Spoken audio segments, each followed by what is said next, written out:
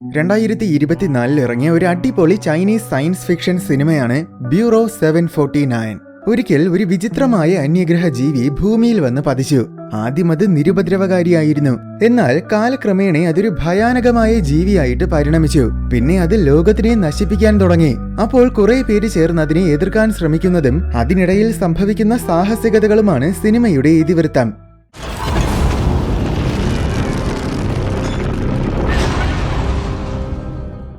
ചൈനയിലാണ് കഥ നടക്കുന്നത്. സിനിമയുടെ തുടക്കത്തിൽ ഒരു ബാക്ക് സ്റ്റോറി കാണിക്കുന്നുണ്ട്. നിഗൂഢമായ പ്രതിഭാസങ്ങളെക്കുറിച്ച് ഗവേഷണം നടത്താൻ ചൈനയിൽ ഒരു സീക്രട്ട് ഏജൻസിയുണ്ട്. ആ ഏജൻസിയുടെ പേരാണ് ബ്യൂറോ 749. പല പതിറ്റാണ്ടുകളായിട്ട് ഈ ഏജൻസി പ്രവർത്തിക്കുന്നുണ്ട്. ഇത്രയും കാലത്തിനിടയിൽ ഇവര് അമാനുഷികമായ പല കാര്യങ്ങളും കണ്ടെത്തിയിട്ടുണ്ട്. അതിനു പുറമെ ഇവർക്ക് ഏലിയൻസിന്റെ തെളിവുകളും കിട്ടിയിട്ടുണ്ട്. 1992 ഹോങ്കോങ്ങിലെ ഒരു മൈനിങ് സൈറ്റിൽ പാറ പൊട്ടിക്കുന്നതിനിടയിൽ ഖനി തൊഴിലാളികൾ അബദ്ധത്തിൽ ഒരു ഗുഹ കണ്ടെത്തി. ഗുഹയിൽ കയറി നോക്കിയപ്പോൾ പൊടിഞ്ഞു കിടക്കുന്ന കുറെ മെറ്റൽ കഷ്ണങ്ങൾ കണ്ടു. അതിന് സമീപം ചിറകുകളൊക്കെയുള്ള എന്തോ ഒരു ജീവിയുടെ സ്കെലറ്റനുമുണ്ട്. അതിനു പുറമെ ഗുഹ നിറയെ വിചിത്രമായ എന്തോ ഒരു തരം തിളങ്ങുന്ന ചെടികളെയും കണ്ടു. ആ ചെടിയുടെ വിഷം ഒരു ഖനി തൊഴിലാളിയുടെ ദേഹത്ത് കയറി. പക്ഷെ അയാൾ അത് ശ്രദ്ധിച്ചില്ല. ശേഷം ഈ വിവരം അവരെ പോലീസിനെ അറിയിച്ചു. പക്ഷേ പോലീസിന് പകരം മണിക്കൂറുകൾക്കുള്ളിൽ തന്നെ ബ്യൂറോ 749 ആൾക്കാർ ഇവിടെ എത്തി. അവര് ഗുഹയിൽ കണ്ട സകല സാധനങ്ങളും എടുത്തോണ്ട് നേരെ ഹോങ്കോങ്ങിന് സമീപം തന്നെയുള്ള അവരുടെ സീക്രട്ട് ബേസിൽ കൊണ്ടുപോയി. ഒപ്പം മൈനിങ് സൈറ്റും എന്നേക്കുമായിട്ട് അടച്ചുപൂട്ടി. കുറച്ചു മാസങ്ങൾ കഴിഞ്ഞ് ചെടി വിഷം ബാധിച്ച ഖനി തൊഴിലാളി മരിച്ചുപോയി. 18 വർഷങ്ങൾക്ക് ശേഷമുള്ള രംഗമാണ് അടുത്തു കാണിക്കുന്നത്. അന്നത്തെ മൈനിങ് സൈറ്റ് ഇപ്പോഴും അടച്ചിട്ടിരിക്കുകയാണ്. ഒരു ദിവസം ആ മൈനിങ് സൈറ്റിലെ ചെറിയൊരു തടാകത്തിൽ നിന്നും വൻതോതിൽ പുക വമിക്കാൻ തുടങ്ങി. കുറച്ച് ദിവസങ്ങൾ കഴിഞ്ഞ് ഹോങ്കോങ്ങിൽ തന്നെ ജീവിക്കുന്ന വില്യമിന് ബ്യൂറോയിലുള്ള അയാളുടെ ഒരു ഫ്രണ്ടിൽ നിന്നും ഒരു ഇമെയിൽ കിട്ടി. വില്യം യഥാർത്ഥത്തിൽ പണ്ട് ബ്യൂറോയിൽ ഉണ്ടായിരുന്ന ഒരു സയന്റിസ്റ്റ് ആണ്. ഇമെയിൽ തുറന്നു നോക്കിയപ്പോൾ അതിൽ ഞെട്ടിക്കുന്ന ചില കാര്യങ്ങൾ കണ്ടു. സംഭവം മൈനിങ് സൈറ്റിൽ നിന്ന് പുക വരാൻ തുടങ്ങിയപ്പോൾ ബ്യൂറോയിലെ ആൾക്കാര് അത് ചെന്ന് പരിശോധിച്ചു നോക്കി. അവിടുത്തെ തടാകത്തിൽ നിന്നും അവർക്ക് ട്രാൻസ്പാരന്റ് ആയിട്ടുള്ള ചില സൂക്ഷ്മ ജീവികളെ കിട്ടി. അവ എത്ര തീവ്രമായ സാഹചര്യങ്ങളെയും അതിജീവിക്കാൻ കഴിവുള്ളവയായിരുന്നു. ലോഹപദാർത്ഥങ്ങളെ പോലും ഉരുക്കി കളയാനുള്ള ശക്തി അവയ്ക്കുണ്ട്. എന്നാൽ ഏറ്റവും ഭയാനകരമായ കാര്യം എന്താണെന്നാൽ ഇവയ്ക്ക് വലിയ ജീവികളെ പോലും വേട്ടയാടി കൊന്നു തിന്നാനുള്ള കഴിവുണ്ട്. അതുമാത്രമല്ല ഇവ ഭയങ്കര ഇന്റലിജന്റുമാണ്. ചുരുക്കി പറഞ്ഞാൽ ഇവ എന്തായാലും ഭൂമിയിലുള്ള ജീവികളല്ല എന്നത് ഉറപ്പാണ്. ബ്യൂറോയിലെ സയന്റിസ്റ്റുകൾ ഇതിനെ കൊല്ലാൻ പഠിച്ച പണി 18 നോക്കി. പക്ഷേ ഒരു രക്ഷയുമില്ല. എന്തൊക്കെ ചെയ്തിട്ടും ഇതിനെ ഒരിക്കലും കൊല്ലാൻ പറ്റുന്നില്ല. ഇതിനെക്കുറിച്ച് കൂടുതൽ പഠിക്കാൻ വീണ്ടും ഒരു ദിവസം കുറെ സയന്റിസ്റ്റുകൾ മൈനിങ് സൈറ്റിൽ പോയി. അവിടെ തടാകത്തിൽ നിന്നും സാമ്പിൾസ് ശേഖരിക്കുന്നതിനിടയിൽ പെട്ടെന്ന് അപ്രതീക്ഷിതമായിട്ട് തടാകത്തിനുള്ളിൽ നിന്നും കുറച്ച് ടെന്റക്കിൾസ് കയറി വന്നു. എന്നിട്ട് അവിടെ ഉണ്ടായിരുന്ന എല്ലാവരെയും അത് ആക്രമിച്ചു. ഓർഗാനിസം 0 എന്നാണ് അവർ ഈ ടെന്റക്കിൾസ് ഉള്ള ജീവിയെ വിളിക്കുന്നത്. ട്രാൻസ്പെറന്റ് ആയ സൂക്ഷ്മ ജീവികൾ യഥാർത്ഥത്തിൽ ഈ ടെന്റക്കിൾ ജീവിയുടെ ഭാഗമാണ്. ഭാഗ്യത്തിന് ഓർഗാനിസം 0 ചെടി പോലത്തെ എന്തോ ഒരു ജീവിയാണ്. അതുകൊണ്ട് അതിന് തടാകത്തിൽ നിന്ന് പുറത്തു വരാൻ കഴിയില്ല. പക്ഷേ ഓരോ ദിവസവും അത് വളർന്നുകൊണ്ടിരിക്കുകയാണ്. അതിനാൽ ജോണിനെ ഉപയോഗിച്ച് എന്തോ പരീക്ഷണം നടത്താനാണ് ബ്യൂറോയുടെ തീരുമാനം. അതിനുവേണ്ടി ബ്യൂറോയുടെ ആൾക്കാര് ജോണിനെ പിടിക്കാൻ വരുന്നുണ്ട്. അതറിയിക്കാനാണ് വില്യമിന്റെ ഫ്രണ്ട് ഇമെയിൽ അയച്ചത്. ബ്യൂറോയുടെ കയ്യിൽ ജോണിനെ കിട്ടിയാൽ ശരിയാകില്ലെന്ന് വില്യമിന് അറിയാം. കാരണം അവര് ജോണിൽ പല പരീക്ഷണങ്ങളും നടത്തി നോക്കും. അത് കാരണം ജോൺ മരിക്കാനും സാധ്യതയുണ്ട്. അതിനാൽ അവനെ സംരക്ഷിക്കാൻ വേണ്ടി അവനെ ഇവിടെ നിങ്ങോട്ടെങ്കിലും മാറ്റാൻ വില്യം പ്ലാൻ ചെയ്തു. ഈ സമയം ജോൺ ഒരു ടവറിന്റെ മണ്ടയിൽ ഇരിക്കുകയായിരുന്നു. ഇവനാണ് സിനിമയിലെ പ്രധാന കഥാപാത്രം. കുറച്ചു കഴിഞ്ഞ് അവനൊരു ബാറിൽ പോയി. അവിടെ ഒരുത്തൻ ലൂണയെ ശല്യം ചെയ്യുന്നത് കണ്ടു. വില്യമിന്റെ മകളാണ് ലൂണ. അത് കണ്ടതും ജോണിന് ദേഷ്യം വന്നു. അവൻ ചെന്ന് പുഷ്പം പോലെ അയാളെ തൂക്കിയെറിഞ്ഞു. അപ്പോൾ ഇവനെന്തോ സൂപ്പർ പവേഴ്സ് ഒക്കെ ഉണ്ടെന്ന് നമുക്ക് മനസ്സിലാകും. ശേഷം അവൻ ലൂണയും കൊണ്ട് വില്യമിന്റെ വീട്ടിൽ പോയി. അവിടെ വെച്ച് വില്യവുമായിട്ട് സംസാരിക്കുന്നത് കേൾക്കുമ്പോഴാണ് നമുക്ക് ചില കാര്യങ്ങൾ മനസ്സിലാകുന്നത്. സംഭവം ജോൺ യഥാർത്ഥത്തിൽ പണ്ട് ഗുഹയിലെ ചെടി വിഷബാധയേറ്റ് മരിച്ച ഖനി തൊഴിലാളിയുടെ മകനാണ്. ജോണിന് ജന്മം നൽകിയതോടെ അവന്റെ അമ്മയും മരിച്ചുപോയി. ജനിച്ചപ്പോൾ ജോണിന്റെ DNA-യിൽ എന്തൊക്കെയോ വൈരുദ്ധ്യങ്ങൾ ഉള്ളതായിട്ട് ഡോക്ടേഴ്സ് ശ്രദ്ധിച്ചിരുന്നു. ആ വിവരം അറിഞ്ഞതും ഉടൻ തന്നെ ബ്യൂറോ അവനെ ഏറ്റെടുത്തു. പിന്നെ അവൻ കുറെ വർഷങ്ങൾ ബ്യൂറോയുടെ സീക്രട്ട് ബേസിലാണ് വളർന്നത്. ആ കാലത്തിലാണ് അവിടെ വെച്ച് വില്യമിനെ പരിചയപ്പെട്ടത്. അവിടെ ജോണിന്റെ എല്ലാ കാര്യങ്ങളും നോക്കിയിരുന്നത് വില്യമാണ്. കാലക്രമേണ വില്യം ജോണിന്റെ അച്ഛന്റെ സ്ഥാനത്തുള്ള ഒരാളെ പോലെയായി മാറി. ഒടുവിൽ ജോണിനെ ദത്തെടുക്കാൻ വില്യം തീരുമാനിച്ചു. പക്ഷേ ബ്യൂറോ അതിന് സമ്മതിച്ചില്ല. അതിനാൽ അയാള് ജോണിനെയും കൊണ്ട് ആരും കാണാതെ ബേസിൽ നിന്ന് രക്ഷപ്പെട്ടു.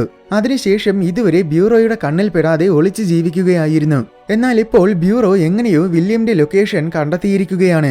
അവരെപ്പോൾ വേണമെങ്കിലും ജോണിനെ പിടിച്ചോണ്ട് പോകാൻ വരും. അതുകൊണ്ട് നീ എത്രയും വേഗം ഇവിടുന്ന് രക്ഷപ്പെട്ടു പോകണമെന്ന് വില്യം ജോണിന്റെ അടുത്ത് പറഞ്ഞു. അത് പറഞ്ഞു തീർന്നതും ബ്യൂറോയുടെ ആൾക്കാർ അവിടെ എത്തി. അവര് വീട്ടിനകത്ത് കയറി വരുന്നതിന് മുന്നേ ലൂണ ജോണിനെയും കൊണ്ട് മറ്റൊരു വഴിയിലൂടെ എസ്കേപ്പ് ആയി. എന്നിട്ട് അവനെ സിറ്റിയിലെ ട്രെയിൻ സ്റ്റേഷനിൽ കൊണ്ടുവിട്ടു. ഇവിടുന്ന് ട്രെയിനിൽ കയറി മറ്റൊരു സിറ്റിയിലേക്ക് പോകാനാണ് വില്യം പറഞ്ഞത്. എന്നാൽ ചെന്ന് ട്രെയിനിൽ കയറിയപ്പോൾ അവനൊരു കാര്യം ശ്രദ്ധിച്ചു. അവനല്ലാതെ വേറെ ആരും തന്നെ ഈ ട്രെയിനിൽ കയറിയിട്ടില്ല. അപ്പോൾ ഒരുപക്ഷെ ഇത് ബ്യൂറോയുടെ സെറ്റപ്പ് ആയിരിക്കുമെന്ന് ജോണിന് തോന്നി. അതിനാൽ അവൻ പെട്ടെന്ന് പുറത്തിറങ്ങാൻ നോക്കി. പക്ഷെ അതിനു മുന്നേ ഡോറ് ക്ലോസ് ആവുകയും ട്രെയിൻ സ്റ്റാർട്ട് ആവുകയും ചെയ്തു. നേരെ ബ്യൂറോയുടെ സീക്രട്ട് ബേസിലേക്കാണ് ട്രെയിൻ പോയത്. അവിടെ അമീലിയ അവനെയും കാത്ത് നിൽപ്പുണ്ടായിരുന്നു. അവള് അവനെയും കൊണ്ട് ജെയിംസിന്റെ ഓഫീസിലേക്ക് പോയി. പോകുന്ന വഴിക്ക് ചില ഫ്ലാഷ് ബാക്സ് കാണിക്കുന്നുണ്ട്. സംഭവം പണ്ട് ജോണിന് പുറമെ വേറെയും കുട്ടികൾ ഇവിടെ ഉണ്ടായിരുന്നു. പക്ഷെ അതിൽ ജോണിന് മാത്രമേ സൂപ്പർ പവേഴ്സ് ഉണ്ടായിരുന്നുള്ളൂ. അതിനാൽ അസൂയ കാരണം മറ്റു കുട്ടികളെല്ലാം സ്ഥിരമായിട്ട് ഇവനെ ഉപദ്രവിക്കുമായിരുന്നു. അപ്പോഴൊക്കെ അമീലിയയാണ് ജോണിനെ സപ്പോർട്ട് ചെയ്തിരുന്നത്. അതുകൊണ്ട് ജോണിന് അമീലിയെ ഭയങ്കര ഇഷ്ടമായിരുന്നു. ആ ഇഷ്ടം ഇന്നും അവനുണ്ട്. അവൾക്കും അങ്ങനെ തന്നെ. ശേഷം അവര് ജെയിംസിന്റെ ഓഫീസിലെത്തി. ജെയിംസ് ആണ് ഇപ്പോൾ ബ്യൂറോയുടെ തലവൻ. ഓർഗാനിസം സീറോയുമായി ബന്ധപ്പെട്ട എന്തോ ഒരു DNA ജോണിന്റെ ദേഹത്തുമുണ്ട്. ആ കാര്യം പണ്ടേ തന്നെ ബ്യൂറോ മനസ്സിലാക്കിയിരുന്നു. അതിനാൽ അതിനെക്കുറിച്ച് റിസർച്ച് നടത്താൻ നീ ഞങ്ങളെ സഹായിക്കണമെന്ന് പറയാനാണ് ജെയിംസ് ഇപ്പോൾ ജോണിനെ കൊണ്ടുവന്നത്. പക്ഷെ ഞാൻ നിങ്ങളെ സഹായിക്കില്ലെന്ന് ജോൺ പറഞ്ഞു. എന്നാൽ ജെയിംസ് ശരിക്കും വളരെ പവർഫുൾ ആയ ഒരുത്തനാണ്. ഇവിടുത്തെ ആർമിയെ പോലും കൺട്രോൾ ചെയ്യാനുള്ള പവർ അവനുണ്ട്. നീ ഞങ്ങളെ സഹായിച്ചില്ലെങ്കിൽ വില്യമിനെയും അവളുടെ മകളെയും ഞങ്ങൾ കൊന്നുകളയുമെന്ന് പറഞ്ഞ് ജെയിംസ് ഭീഷണിപ്പെടുത്തി. അങ്ങനെ അവർക്ക് വേണ്ടി വേറെ നിവർത്തിയില്ലാതെ നിങ്ങളെ സഹായിക്കാമെന്ന് ജോൺ സമ്മതിച്ചു. ശേഷം അവന്റെ സൂപ്പർ പവേഴ്സ് ടെസ്റ്റ് ചെയ്യാൻ ജെയിംസ് തീരുമാനിച്ചു. റിമോട്ട് കൺട്രോളിലൂടെ നിയന്ത്രിക്കാൻ കഴിയുന്ന വലിയ ഇരുമ്പിന്റെ ബോൾസ് ഉപയോഗിച്ച് ഒരാൾ ജോണിനെ ഇടിക്കാൻ ശ്രമിക്കും. അപ്പോൾ ജോൺ തന്റെ സൂപ്പർ പവേഴ്സ് ഉപയോഗിച്ച് ആ ബോൾസിനെ നശിപ്പിക്കണം. അതാണ് ടെസ്റ്റ്. പക്ഷേ ടെസ്റ്റ് തുടങ്ങിയപ്പോൾ ജോൺ അവന്റെ സൂപ്പർ പവേഴ്സ് ഒന്നും ഉപയോഗിച്ചില്ല. അതിന് പകരം ഒഴിഞ്ഞു മാറുക മാത്രമേ ചെയ്തുള്ളൂ. അങ്ങനെ അവന് കുറെ ഇടികിട്ടി. അവസാനം അവന്റെ ജീവന് തന്നെ ചിലപ്പോൾ അപകടം സംഭവിക്കുമെന്ന് തോന്നി പ്രധാന സയന്റിസ്റ്റ് ടെസ്റ്റ് നിർത്താൻ പറഞ്ഞു. പക്ഷേ ടെസ്റ്റ് നിർത്തരുതെന്നും കൂടുതൽ ബോൾസ് ഉപയോഗിച്ച് ആക്രമിക്കാനുമാണ് ജെയിംസ് പറഞ്ഞത്. അങ്ങനെ കൂടുതൽ ബോൾസ് ഉപയോഗിച്ച് അവനെ വീണ്ടും ടെസ്റ്റ് ചെയ്തു. അവസാനം ദേഷ്യം കൺട്രോൾ ചെയ്യാൻ കഴിയാതെ ജോൺ തന്റെ സൂപ്പർ പവേഴ്സ് പുറത്തു കൊണ്ടുവന്നു. ഉടനെ ചുറ്റുമുണ്ടായിരുന്ന ബോൾസ് എല്ലാം 4 ദിക്കിലേക്കും തെറിച്ചുപോയി. എന്നാൽ തൊട്ടു പിന്നാലെ അവൻ ബോധം കെട്ട് വീണു. എല്ലാവരും ഓടി വന്ന് നോക്കിയപ്പോൾ അവന് ചിറകുകൾ മുളച്ചിരിക്കുകയാണ്. അതുടൻ തന്നെ അവന്റെ ഉള്ളിലേക്ക് തിരിച്ചു കയറി പോവുകയും ചെയ്തു. കുറച്ചു കഴിഞ്ഞ് ജോൺ കണ്ണു തുറന്നു. അവന്റെ ദേഹത്തുണ്ടായിരുന്ന മുറിവുകൾ കണ്ടപ്പോൾ ഇനി എന്തായാലും ഇവിടെ നിന്നാൽ ശരിയാകില്ലെന്ന് അവന് തോന്നി. അങ്ങനെ അവൻ രക്ഷപ്പെടാൻ തീരുമാനിച്ചു. പക്ഷെ അവൻ രക്ഷപ്പെടുന്നതിനെ കുറിച്ച് ചിന്തിക്കുകയാണെന്ന് ജെയിംസിന് തോന്നി. അതുകൊണ്ട് നീ രക്ഷപ്പെടാൻ നോക്കിയാൽ വില്യമിന്റെയും ലൂണയുടെയും ജീവിതം തീരുമെന്ന് ജെയിംസ് ഓർമ്മപ്പെടുത്തി. അതുകൊണ്ട് പിന്നെ രക്ഷപ്പെടുന്ന ചിന്ത ജോൺ ഒഴിവാക്കി. ശേഷം ഓർഗാനിസം സീറോ വീണ്ടും ഒരുപാട് വളർന്നുവെന്ന് സയന്റിസ്റ്റുകൾ ജെയിംസിനെ അറിയിച്ചു. ഇതേ വേഗത്തിൽ വളർന്നുകൊണ്ടിരുന്നാൽ ഇനിയും കുറച്ച് ദിവസങ്ങൾക്കുള്ളിൽ തന്നെ അത് സിറ്റിയെ മൊത്തം തകർക്കുന്ന രീതിയിൽ വളരും. അതുകൊണ്ട് എത്രയും വേഗം എന്തെങ്കിലും ചെയ്തേ മതിയാകൂവെന്നാണ് സയന്റിസ്റ്റുകൾ പറയുന്നത്. അടുത്ത ദിവസം രാവിലെ ജെയിംസ് ജോണിനെയും കൊണ്ട് ഒരു ലാബിൽ പോയി. ഇവിടെയാണ് ട്രാൻസ്പെറന്റ് ജീവിയെക്കുറിച്ച് പഠനം നടത്തുന്നത്. ഈ ജീവി എന്തൊക്കെയോ സിഗ്നൽസ് പുറപ്പെടുവിക്കുന്നുണ്ട്. അത് കമ്മ്യൂണിക്കേറ്റ് ചെയ്യാൻ ശ്രമിക്കുകയാണെന്നാണ് സയന്റിസ്റ്റുകളുടെ നിഗമനം. നിനക്ക് ഇതുമായിട്ട് കമ്മ്യൂണിക്കേറ്റ് ചെയ്യാൻ കഴിയുമോ എന്ന് ജെയിംസ് ജോണിന്റെ അടുത്ത് ചോദിച്ചു. എനിക്കതൊന്നും പറ്റില്ലെന്നാണ് ജോൺ പറഞ്ഞത്. അത് കേട്ട് ദേഷ്യം വന്ന ജെയിംസ് ബലമായിട്ട് ജോണിന്റെ തലയെ പിടിച്ച് ഗ്ലാസിനോട് ചേർത്ത് വെച്ചു. അപ്പോൾ ജീവി ജോണിന്റെ അടുത്ത് സംസാരിക്കാൻ തുടങ്ങി. എന്റെ കൂടെ നിന്നാൽ നമുക്ക് ഒരുമിച്ച് മനുഷ്യരാശിയെ മൊത്തം നശിപ്പിക്കാമെന്നാണ് അത് ജോണിനോട് പറഞ്ഞത്. അത് കേട്ട് എല്ലാവരും ഞെട്ടിപ്പോയി. പിന്നെ ജെയിംസ് ജോണിനെയും കൊണ്ട് മറ്റൊരു മുറിയിൽ വന്നു. അവിടെ മൈനിങ് സൈറ്റിൽ നിന്ന് കിട്ടിയ മെറ്റൽ കഷ്ണങ്ങൾ ഉണ്ടായിരുന്നു. അതിന്റെ അടുത്തോട്ട് പോകാൻ ജെയിംസ് പറഞ്ഞു. ജോൺ അങ്ങനെ ചെയ്തതും പെട്ടെന്ന് അവന്റെ മനസ്സിൽ ഒരു ദർശനം കണ്ടു. വലിയ 3 ഏലിയൻസ് അവനോട് സംസാരിക്കുന്നതായിട്ടാണ് കണ്ടത്. ഈ ഏലിയൻസിന് ചിറകുകളൊക്കെയുണ്ട്. ഏലിയൻസ് സംസാരിക്കുന്നത് കേൾക്കുമ്പോൾ നമുക്ക് ചില കാര്യങ്ങൾ മനസ്സിലാകും. സംഭവം ഏതാണ്ട് 50,000 വർഷങ്ങൾക്ക് മുന്നേ ഈ ഏലിയൻസിന്റെ ഒരു പൂർവികൻ മാരകമായ ഒരു രാക്ഷസ ജീവിയെയും കൊണ്ട് സ്പേസ്ഷിപ്പിൽ പോവുകയായിരുന്നു. ഓർഗാനിസം സീറോ ആയിരുന്നു ആ രാക്ഷസ ജീവി. അങ്ങനെ പോകുന്നതിനിടയിൽ സ്പേസ്ഷിപ്പിൽ സംഭവിച്ച എന്തോ തകരാറ് കാരണം നിയന്ത്രണം നഷ്ടപ്പെട്ട് സ്പേസ്ഷിപ്പ് വന്ന് ഭൂമിയിൽ പതിച്ചു. അങ്ങനെ ആ ഏലിയൻ കൊല്ലപ്പെട്ടു. അതിന്റെ സ്കെലറ്റിനാണ് നേരത്തെ നമ്മൾ കണ്ടത്. ഇത്രയും കാലം മൈനിങ് സൈറ്റിലെ ഗുഹയിൽ ഓർഗാനിസം സീറോ ട്രാപ്പായി കിടക്കുകയായിരുന്നു. എന്നാൽ 1992 ഖനിത്തൊഴിലാളികൾ ഗുഹ ഓപ്പൺ ചെയ്തതോടെ ആ ജീവി സ്വതന്ത്രമായി. അതിനുശേഷം അത് തടാകത്തിൽ കിടന്ന് നിരന്തരമായിട്ട് വളരുകയായിരുന്നു. അത് ചെടി പോലത്തെ ജീവിയായതിനാൽ അതിന് ടെന്റക്കിൾസ് വളർത്തി പടർന്ന് പന്തലിക്കാൻ സാധിക്കും. അങ്ങനെ പതിയെ പതിയെ പടർന്ന് പന്തലിച്ച് ഇനിയും കുറച്ച് നാളുകൾക്കുള്ളിൽ ഓർഗാനിസം സീറോയുടെ ടെന്റക്കിൾസ് ഈ സിറ്റിയെ നശിപ്പിക്കുന്ന രീതിയിൽ വലുതാകും. പിന്നെ അത് കാലക്രമേണ ഈ ലോകത്തിനെ മൊത്തം നശിപ്പിക്കുന്ന തരത്തിൽ വളരും. ഗുഹയിൽ നിന്ന് കിട്ടിയ മെറ്റൽ കഷ്ണങ്ങൾ യഥാർത്ഥത്തിൽ ഒരു വെപ്പണാണ്. ആ വെപ്പണിന് ഓർഗാനിസം സീറോയെ നശിപ്പിക്കാനുള്ള കഴിവുണ്ട്. പക്ഷെ അത് ആക്ടിവേറ്റ് ചെയ്യണമെങ്കിൽ ഏലിയൻസിന്റെ DNA വേണം. ഭാഗ്യത്തിന് ജോണിന്റെ ദേഹത്ത് ഏലിയൻസിന്റെ DNA ഉണ്ട്. അതായത് പണ്ട് ഗുഹയിൽ വെച്ച് ജോണിന്റെ അച്ഛന്റെ ദേഹത്ത് കൊണ്ട വിഷം യഥാർത്ഥത്തിൽ ഏലിയന്റെ ശവശരീരത്തിൽ നിന്നും വളർന്നു നിന്ന ചെടിയുടേതാണ്. അങ്ങനെ ആ വിഷബാധയിലൂടെ അയാൾക്ക് ഏലിയൻസിന്റെ DNA കിട്ടി. അതിനുശേഷം അയാളിലൂടെ ഏലിയൻസിന്റെ DNA ജോണിനും കിട്ടി. അതുകൊണ്ടാണ് ജോണിന് സൂപ്പർ പവേഴ്സ് ഒക്കെ ഉള്ളത്. ഏലിയൻസിന്റേതുപോലെ ജോണിനും ചിറകുകൾ വരും. ജോൺ പൂർണ്ണമായും ട്രാൻസ്ഫോം ആകുന്ന സമയം, അതായത് ചിറകുകളൊക്കെ പുറത്തു കൊണ്ടുവരുന്ന സമയം, അവന്റെ ബ്ലഡ് ഈ മെറ്റൽ കഷ്ണങ്ങളിൽ വീണാൽ ഈ വെപ്പൺ ആക്ടിവേറ്റ് ആകും. അത് വെച്ച് ഓർഗാനിസം സീറോയെ നശിപ്പിക്കുകയും ചെയ്യാം. അങ്ങനെ ഏലിയൻസ് എല്ലാം പറഞ്ഞു കൊടുത്തു. അപ്പോൾ ലോകത്തിനെ രക്ഷിക്കാൻ ജോൺ ട്രാൻസ്ഫോം ആകാൻ ശ്രമിച്ചു. പെട്ടെന്ന് അവന്റെ ചിറകുകൾ പുറത്തു വന്നു. അപ്പോൾ കഷ്ണങ്ങളെല്ലാം ഒരുമിച്ച് കൂടി വെപ്പണായി മാറാൻ തുടങ്ങി. അത് കണ്ട് എല്ലാവരും സന്തോഷിച്ചു. പക്ഷേ ജോൺ യഥാർത്ഥത്തിൽ ആദ്യമായിട്ടാണ് ട്രാൻസ്ഫോം ആകുന്നത്. അതിനാൽ അവന് അവന്റെ പവേഴ്സ് കൺട്രോൾ ചെയ്യാൻ അറിയില്ല. അങ്ങനെ വെപ്പൺ പൂർണ്ണമായും രൂപം കൊള്ളുന്നതിന് മുന്നേ അവൻ ബോധം കെട്ട് വീണു. ഉടനെ വെപ്പൺ വീണ്ടും കഷ്ണങ്ങളായി. ഓർഗാനിസം സീറോ ഈ കാര്യം മനസ്സിലാക്കി. അതുകൊണ്ട് ഉടൻ തന്നെ അത് ഒരുതരം വാതകം പുറത്തുവിട്ടു. ഹോങ്കോങ് മുഴുവൻ ആ വാതകം കൊണ്ട് നിറഞ്ഞു. ഈ വാതകം കാരണം എല്ലാ പക്ഷികളും മോൺസ്റ്റേഴ്സ് ആയി മാറി. എന്നിട്ട് അവയെല്ലാം മൈനിങ് സൈറ്റിന് വന്ന് ചുറ്റും കൂടി നിന്നു. അതായത് ഓർഗാനിസം സീറോയെ നശിപ്പിക്കാതിരിക്കാൻ ഈ മോൺസ്റ്റർ പക്ഷികൾ കാവൽ നിൽക്കുകയാണ്. ഇവിടെ ബേസിൽ എനിക്ക് ട്രാൻസ്ഫോം ആകാൻ കഴിയില്ലെന്നും അതിനാൽ ഇനിയെങ്കിലും എന്നെ വെറുതെ വിടണമെന്നും ജോൺ പറഞ്ഞു. പക്ഷെ ജെയിംസ് അത് സമ്മതിച്ചില്ല. എന്തൊക്കെ പറഞ്ഞാലും ഞാൻ ഇവിടെ നിന്നും പോകുമെന്ന് ജോൺ പറഞ്ഞപ്പോൾ ദേഷ്യം വന്ന ജെയിംസ് ജോണിനെ കൊണ്ടൊരു സെല്ലിനുള്ളിൽ പൂട്ടിയിട്ടു. എന്നാൽ കുറച്ചു കഴിഞ്ഞതും എന്തോ ഒരു എമർജൻസി കാരണം സെല്ലുകളുടെ വാതിലുകൾ തുറക്കപ്പെട്ടു. അതുമാത്രമല്ല സെക്യൂരിറ്റികളെല്ലാം എമർജൻസിക്ക് പിന്നാലെ പോവുകയും ചെയ്തു. അങ്ങനെ ആ തക്കത്തിൽ ജോൺ നൈസായിട്ട് ബേസിൽ നിന്ന് എസ്കേപ്പ് ആയി. ജോൺ രക്ഷപ്പെട്ട വാർത്ത അറിഞ്ഞപ്പോൾ ജെയിംസിന് ഭയങ്കരമായിട്ട് ദേഷ്യം വന്നു. പിന്നെ അവൻ വില്യമിനെ കാണാൻ പോയി. ജോണിനെ ഇനി ഫോഴ്സ് ചെയ്ത് ബ്യൂറോയിലേക്ക് കൊണ്ടുവന്നിട്ട് കാര്യമില്ലെന്നാണ് ജെയിംസിന് തോന്നുന്നത്. എന്നാൽ വില്യം പറഞ്ഞാൽ തീർച്ചയായും ജോൺ അനുസരിക്കും. അതുകൊണ്ട് വില്യമിനെ ഉപയോഗിച്ച് ജോണിനെ തിരിച്ച് ബ്യൂറോയിൽ കൊണ്ടുവരാനാണ് ജെയിംസിന്റെ പ്ലാൻ. അതിനു വേണ്ടിയിട്ടാണ് അവൻ വില്യമിന്റെ പക്കൽ വന്നത്. ആദ്യം ഞാൻ നിന്നെ സഹായിക്കില്ലെന്നാണ് വില്യം പറഞ്ഞത്. കാരണം പരീക്ഷണം നടത്താൻ വേണ്ടി ബ്യൂറോയിലുള്ളവരെ ജോണിനെ ഉപദ്രവിക്കുമെന്ന് വില്യമിന് പേടിയുണ്ട്. എന്നാൽ ജോൺ വന്നില്ലെങ്കിൽ ഓർഗാനിസം സീറോ ഈ ലോകത്തിനെ തന്നെ നശിപ്പിക്കുമെന്ന് ജെയിംസ് പറഞ്ഞു. അത് കേട്ടപ്പോൾ ലോകത്തിന്റെ നന്മയ്ക്ക് വേണ്ടി ഞാൻ അവനെ പറഞ്ഞയക്കാമെന്ന് വില്യം പറഞ്ഞു. ശേഷം അന്ന് രാത്രി തന്നെ സിറ്റിയിലുള്ളവരെയൊക്കെ ജെയിംസ് ഇവാക്യുവേറ്റ് ചെയ്യാൻ തുടങ്ങി. കാരണം അടുത്ത 30 മണിക്കൂറിനുള്ളിൽ ഓർഗാനിസം സീറോ ഈ സിറ്റിയെ നശിപ്പിക്കുമെന്നാണ് സയന്റിസ്റ്റുകളുടെ നിഗമനം. അതിനിടയിൽ വില്യം ജോണിനെ കാണാൻ വന്നു. നീ സഹായിച്ചില്ലെങ്കിൽ ലോകം തന്നെ നശിച്ചു പോകും. അതിനാൽ എത്രയും വേഗം നീ ബ്യൂറോയിൽ പോകണമെന്ന് വില്യം പറഞ്ഞു. പക്ഷേ ട്രാൻസ്ഫോം ആകാൻ ശ്രമിക്കുമ്പോഴൊക്കെ ബോധം കെട്ട് വീഴുകയാണ്. ഒരുപക്ഷെ പൂർണ്ണമായും ട്രാൻസ്ഫോം ആയാൽ താൻ മരിച്ചു പോകുമെന്നാണ് ജോൺ കരുതുന്നത്. അതുമാത്രമല്ല ഒരുപക്ഷെ അവനൊരു മോൺസ്റ്ററായി മാറാനുള്ള സാധ്യതയുണ്ടെന്നും അവന് പേടിയുണ്ട്. അതുകൊണ്ട് ഞാൻ പോകില്ലെന്ന് ജോൺ പറഞ്ഞു. അപ്പോഴാണ് വില്യം ഒരു സത്യം പറയുന്നത്. ഇത്രയും കാലം ജോണിന് എന്തോ അസുഖമുണ്ടെന്ന് കള്ളം പറഞ്ഞ് വില്യം ജോണിന് സ്ഥിരമായിട്ടൊരു മരുന്ന് കൊടുത്തിരുന്നു. ഇപ്പോഴും ജോൺ അത് കഴിക്കുന്നുണ്ട്. പക്ഷെ യഥാർത്ഥത്തിൽ അത് ജോണിന്റെ സൂപ്പർ പവേഴ്സ് ഒക്കെ സപ്രസ് ചെയ്യാനുള്ളതായിരുന്നു. അതുകൊണ്ടാണ് അവൻ ഇതുവരെ ട്രാൻസ്ഫോം ആകാൻ കഴിയാത്തത്. ആ മരുന്ന് കഴിക്കാതിരുന്നാൽ ഇവന് ട്രാൻസ്ഫോം ആകാൻ കഴിയും. അതുമാത്രമല്ല ട്രാൻസ്ഫോം ആകുമ്പോൾ ഇവൻ മരിച്ചു പോകില്ല.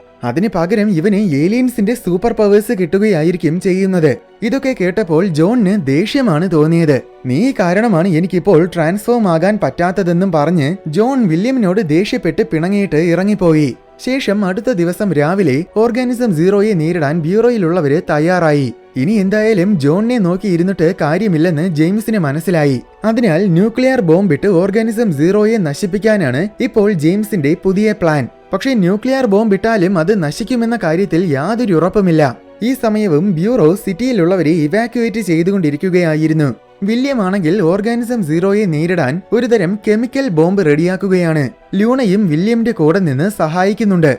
കുറച്ച് മണിക്കൂറുകൾ കഴിഞ്ഞതും ഓർഗാനിസം സീറോ സിറ്റിയെ ആക്രമിക്കുന്ന തരത്തിൽ വളർന്നു. ഒട്ടും താമസിക്കാതെ അത് സിറ്റിയെ ആക്രമിക്കാനും തുടങ്ങി. അതിന്റെ വഴിയിൽ വരുന്ന എല്ലാത്തിനെയും അത് പൂർണ്ണമായും നശിപ്പിച്ചു കളയുകയാണ്.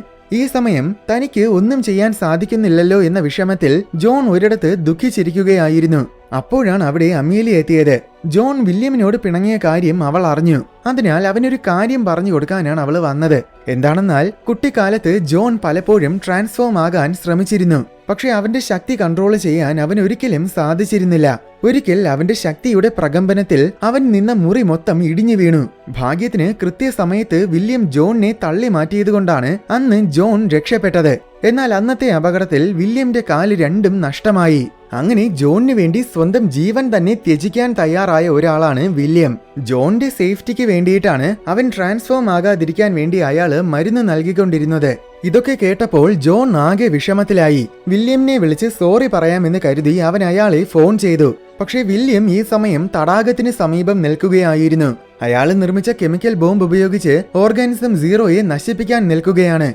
ലൂണയും അയാൾക്കൊപ്പമുണ്ട്. എന്നാൽ അതിനിടയിൽ ഓർഗാനിസം സീറോ അവരെ പിടിച്ച് വിഴുങ്ങിക്കളഞ്ഞു. ഭാഗ്യത്തിന് അവരെ വിഴുങ്ങുന്നതിന് തൊട്ടു മുന്നേ വില്യം കെമിക്കൽ ബോംബ് ആക്ടിവേറ്റ് ചെയ്തു. അത് കാരണം ഓർഗാനിസം സീറോ മൊത്തത്തിൽ ഫ്രീസ് ആയി പോയി. പക്ഷെ അത് പൂർണ്ണമായും ചത്തിട്ടില്ല. അതിന് പതിയെ പതിയെ ജീവൻ തിരിച്ചു വരികയാണ്. എന്നിരുന്നാലും ആ സമയം കൊണ്ട് സിറ്റിയിലുള്ള എല്ലാവർക്കും സേഫ് ആയിട്ട് ഇവാക്യുവേറ്റ് ചെയ്യാൻ പറ്റി. വില്യമിന്റെ കാര്യം ബ്യൂറോ അമീലിയെ വിളിച്ചറിയിച്ചു. അടുത്തുനിന്ന ജോണും അത് കേട്ടു. ജോണിന് സങ്കടവും ദേഷ്യവും ഒക്കെ സഹിക്കാൻ പറ്റിയില്ല. അവസാനമായിട്ട് അവനൊരു സോറി പറയാൻ പോലും പറ്റിയില്ല. അങ്ങനെ ആ ദേഷ്യത്തിൽ അപ്രതീക്ഷിതമായിട്ട് അവൻ ട്രാൻസ്ഫോം ആയി. അത് കണ്ട് രണ്ടുപേർക്കും അത്ഭുതമായി. അങ്ങനെ അവസാനം അവന്റെ ശക്തി കൺട്രോൾ ചെയ്യാൻ അവൻ പഠിച്ചു. പിന്നെ ഒട്ടും സമയം കളയാതെ വെപ്പൺ ആക്ടിവേറ്റ് ചെയ്യാൻ വേണ്ടി രണ്ടുപേരും കൂടെ വളരെ വേഗം ബേസിലേക്ക് പോയി. പോകുന്ന വഴിക്ക് അപകടം തിരിച്ചറിഞ്ഞ ഓർഗാനിസം സീറോ അവരെ ആക്രമിക്കാൻ രാക്ഷസ പക്ഷികളെ അയച്ചു. പക്ഷികൾ വന്ന് മാരകമായിട്ട് അവരെ ആക്രമിക്കാൻ തുടങ്ങി. കുറെ ദൂരം പോയപ്പോൾ മുന്നിലുള്ള റോഡ് തകർന്നു കിടക്കുന്നത് കണ്ടു.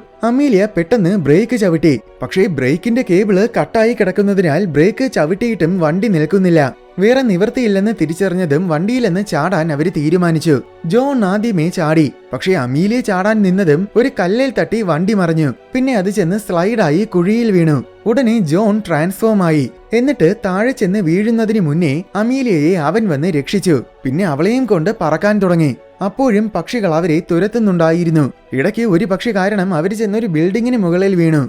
ഈ സമയം കുറെ പക്ഷികൾ ബേസിനെയും ആക്രമിക്കാൻ പോയിരുന്നു. അങ്ങനെ അവിടെയുള്ളവരും പക്ഷികളുമായിട്ട് പൊരിഞ്ഞ യുദ്ധത്തിലാണ്.